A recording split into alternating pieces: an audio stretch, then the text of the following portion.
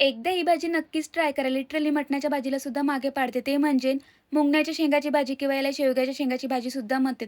पण अशा पद्धतीने जर केली ना, तुमच्या हातची भाजी प्रत्येकजण खाणार. याला जास्त काही लागत नाही. याला थोडेसे टमाटर, कांदे, मिरची घेतले. याच्यावरची शेंगाच्या वरची थोडी साल काढून घेतली.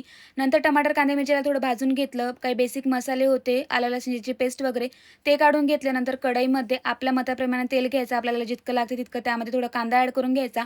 आलं लसूण जिरची पेस्ट घ्यायची. आता याच्यापासून होणारे बरेच फायदे आहेत ते मी तुम्हाला कॅप्शनमध्ये देते. नक्कीच एकदा रीड करा. नंतर मसाल्याला छान 10 ते 15 मिनिटं शिजवून घेतलं आणि ही काही टेक्निक आहे. अशा पद्धतीने जर केली ना, तर खरंच भाजी खूप छान बनते. नंतर काही बेसिक मसाले वगैरे ते टाकून घेतले होते. त्याला 10-15 मिनिटं छान फिरवून घेतलं. शेंगा ॲड केला. आता यामध्ये डायरेक्ट पाणी नाही टाकायचं. हीच एक टेक्निक आहे. यामध्ये जर डायरेक्ट पाणी टाकलं तर ह्या पूर्ण पाणक्या होऊन जातात आणि पाहिजे तशी याची टेस्ट लागत नाही. याला 10 ते 15 मिनिटं छान मसाल्यामध्ये शिजू द्यायच्या आणि नंतर मी माझ्या आईने केलेला घरचा मसाला होता तो त्यामध्ये ॲड केला आणि आपण ही गोष्ट नेहमी विसरतो. ते म्हणजे मसाल्याचं पाणी करून ठेवतो, पण ते टाकायचं विसरून जातो. माझ्या बाबतीत तर नेहमी तसंच होते. नंतर त्यामध्ये थोडं पाणी वगैरे ॲड करून घेतलं. पुन्हा 10 ते 15 मिनिटं त्याला छान मसाल्यामध्ये शिजू दिला आणि मस्त असे शिजून गेल्या होत्या शेंगा.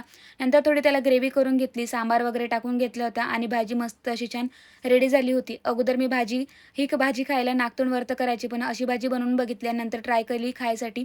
लिटरली एक नंबर लागत होती. आता माझ्यासोबत ही भाजी मिस नाही खात, तर माझ्यासोबत माझी सरूसुद्धा खाते. चला आजच्यासाठी इतकंच. भेटूया नेक्स्ट ब्लॉगमध्ये. तोपर्यंत बाय. भाजी एकदा नक्की ट्राय करून बघा.